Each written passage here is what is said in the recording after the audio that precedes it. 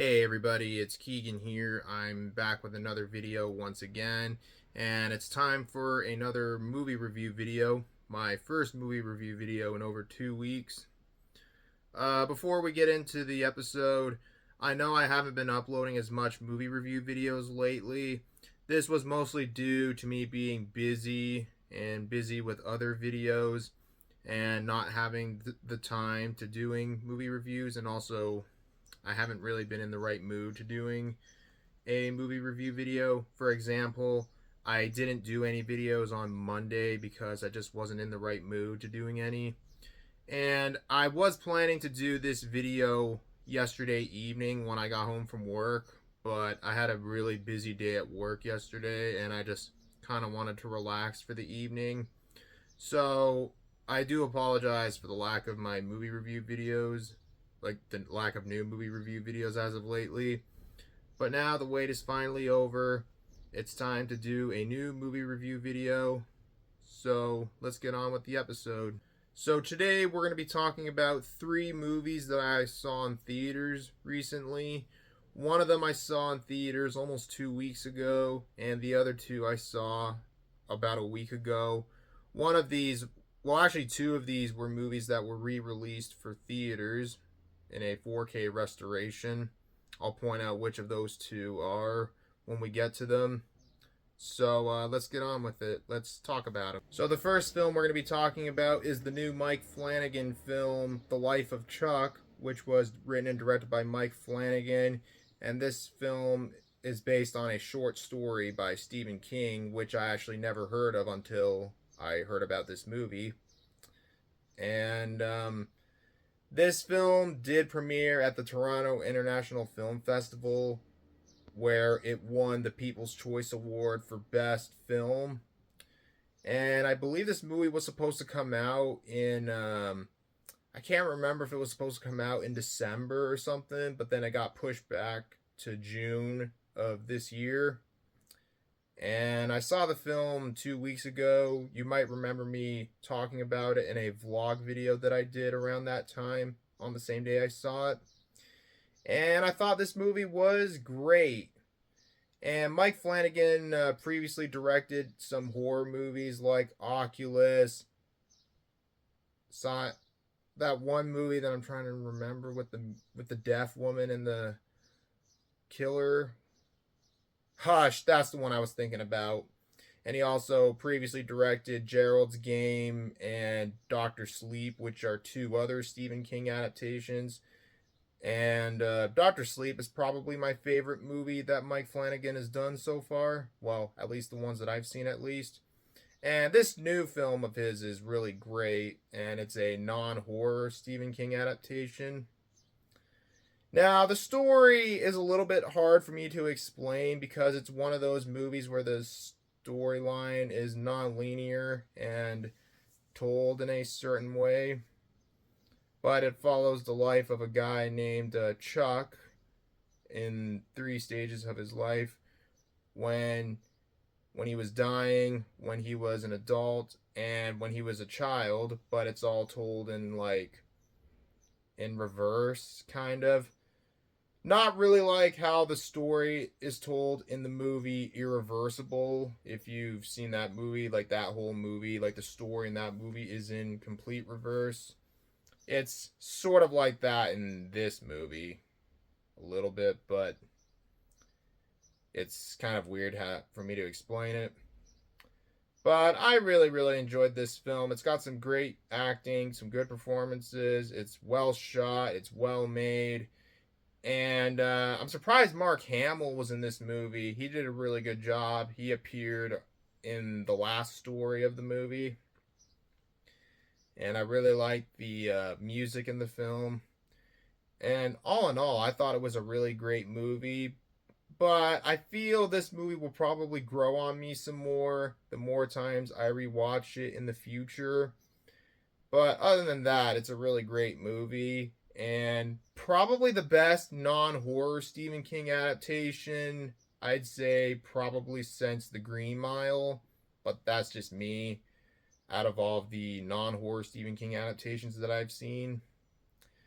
But if you like Stephen King adaptations and you like Mike Flanagan's movies, definitely check this one out. It's a really good film and probably one of Mike Flanagan's best movies, I'd say. Although Doctor Sleep is still my favorite movie of his that I've seen so far. But other than that, I don't have anything else to add. So I'm giving The Life of Chuck an 8 out of 10. So the next film we're going to be talking about is the 2010 film Incendies, which was directed by the great Denis Villeneuve, who also directed Dune, Dune Part 2, Arrival, Sicario, Enemy, and a couple of other great movies. I really do like Denis Villeneuve. He's one of Canada's finest filmmakers, and in general, he's one of the best directors working today. This film I saw in theaters on Wednesday of last week in a 4K restoration for the film's 15th anniversary. Now, this movie has been on my watch list for a very, very long time because I hear nothing but great things about it, and I know a lot of people regard it as one of Villeneuve's best films. And thank God the Metro Cinema did a screening of it last week, and I saw it. And I can totally agree. It's one of Villeneuve's best films by far, and it's a fantastic film. And the movie is also based on a play, too, as well. So this film follows two twins, a brother and a sister. They get a will from their mother, who passes away at the very beginning of the film. And they learn about a long lost brother they never knew even existed. Their mother never told them about him while she was still alive. And so the two twins embark on a journey to the Middle East to learn about their family history and meet the brother they never knew existed. And throughout the film, there's a lot of flashbacks following the mother during her life in the Middle East and all the hardship she goes through, and when she eventually goes to prison during her time in the Middle East. And I don't want to give away too much of the story, but that's basically what the story is about in a nutshell. Now, this is a very good movie. It's definitely one of Villeneuve's best films. It's really well made, it's well acted, and you got a really good script in the film.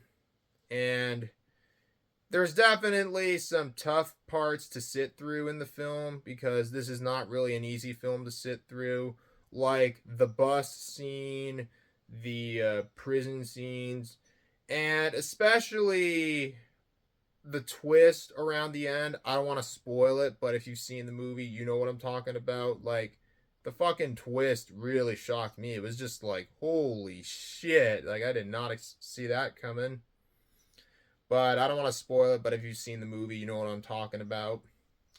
But other than that, it's a really good film. It's got some really good music in the film, too. And it's definitely one of Villeneuve's best films for sure. And if you haven't seen this film, I would recommend checking it out. It's not really an easy film to sit through, but it is a film definitely worth watching at least once in your life. But definitely check it out. I wouldn't say it's a film I'd watch again anytime soon, but it's definitely one film I'll never forget watching, especially seeing it on the big screen, and seeing it in theaters was quite the experience too. But other than that, very good film, one of Villeneuve's best films, and it definitely goes to show that Villeneuve is one of the best directors working today. But anyways, I don't have anything else to add to this, so I'm giving Incendies a 9 out of 10. And the last movie we're going to be talking about in this video is the 2005 film Brokeback Mountain. This film was directed by Ang Lee and is based on a short story by Annie Proulx that was published in 1997. I've seen this movie twice before in the past. The first time I saw it was on Blu-ray, which, yes, I own the movie on Blu-ray. I watched it the first time when I was 18, and then I watched it again years later. Well, actually, I rewatched it last year when I was away on vacation on Netflix. I watched it from there. And then recently, the film recently had a limited theatrical re-release with a 4K restoration. and I saw that in theaters last Friday, and I had a really good time seeing it in theaters, but we'll get to more on that in a moment. And this film did get a lot of Oscar nominations back in the 2006 Oscars, and it was even nominated for Best Picture, but it lost to Crash. No, not the Cronenberg one. I'm talking about the crappy Paul Haggis one that I think we can all agree didn't deserve winning Best Picture. Personally, I think Brokeback Mountain should have won Best Picture over Crash, and I know I'm not the only one who feels that way. Like, this movie was just so much better than the 2005 Crash film. I don't even know how the hell that even won Best Picture, but it is what it is. Anyways, let's get on with the story. Now, this movie takes place over the course of 20 years between 1963 and 1983. The film begins in the summer of 1963, where it follows two cowboys named Enos Delmar and Jack Twist, played by the late Heath Ledger and Jake Gyllenhaal. They get hired by a rancher to herd some sheep for the summer to a farm, and it's just the two of them and nobody else. So they travel through Brokeback Mountain to herd the sheep, and as time goes by, the two fall in love and engage in a intimate and sexual relationship with each other. And keep in mind, this movie takes place at a time when homosexuality, bisexuality, and in general being an LGBT person wasn't acceptable in America back in those days. And this was many years before the Stonewall riot occurred back in '69. But by the end of the summer, the two part ways, but they agree to see each other again every 4 years. And things get a little complicated when the two men both get married to their girlfriends and have children of their own. And they try to be discreet with meeting each other every 4 years over the course of 20 years, but then it gets complicated throughout those times and things start to happen to them.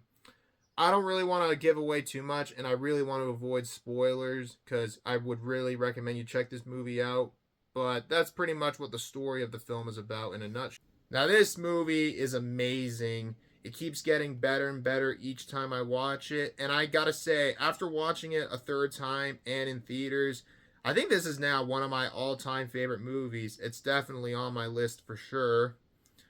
You got some beautiful cinematography in the film. Like, the cinematography is really, really well done and so beautifully done.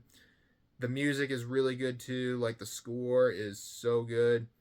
And the performances are some of the best I've seen. Like, Jake Gyllenhaal, Heath Ledger, Anne Hathaway, Michelle Williams, they all did really, really good in this film.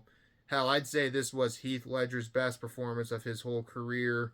It's so sad that Heath Ledger died so young. He passed away a few years after this movie came out in 2008, which was really sad. It's so sad that he died so young. He was such a damn good actor. Who sadly died so soon. And interestingly, while this film was being made, Michelle Williams and Heath Ledger started dating each other at the time, and Michelle Williams actually eventually got pregnant and gave birth to Heath Ledger's daughter too, which is actually pretty interesting. And this is such an amazing film, like, just a really great film. And interestingly, most of the film was actually filmed in Calgary, Alberta, which I may not be from Calgary, but I am from Alberta, so it's pretty cool knowing this movie was filmed in the province where I'm from, which is pretty sweet. And it's kind of baffling this movie lost Best Picture to Crash, because this was a much, much better film, and I don't even know how the hell Crash won, but it did anyway. Of course, a lot of people seem to agree that Crash didn't deserve winning Best Picture when it did back at the Oscars back in '06. And there was a lot of controversy around that, but we're not really going to get into that in this video. And You want to know what's something weird about this movie? The first two times I watched it, I didn't cry watching it, but watching this movie in the theater, something about it hit differently, and I was actually crying around the end of the film. Like, holy shit. Like, I was crying my eyes out, like, by the end of the film. I don't want to spoil it, but if you've seen the movie, you know what I'm talking about. But it's weird, though. I didn't cry the first two times I watched the movie, but watching it this time had me in tears. Like, I honestly don't know how or why I didn't cry the first two times I watched it, but something about it, watching it a third time, hit differently, and it was just, oh wow, just it's just so fucking sad. And this is actually like the second time I ever cried watching a movie. The first movie I cried watching was The Iron Claw. That was such a sad movie. But other than that, it's a really good movie. I would highly recommend you check it out if you haven't seen it. It's definitely one of the best films of the decade for sure. But anyways, I don't have anything else to add, so I'm giving Brokeback Mountain a 9.5 out of 10. Well, there you guys have it. That's going to be the end of this video. Thank you guys so much for watching. And as always, if you enjoyed the video, feel free to leave a like, comment below. And if you're new to the channel, feel free to subscribe. I do plan to do another movie review video sometime tomorrow, but it will be coming out this weekend for sure. I also plan to do some more videos and live streams this weekend that will be coming out, so stay tuned for those. But in the meantime, thanks again for watching. Hope you all have a great day, and I'll see you guys later. Have a good one, everybody. Peace. Bye-bye.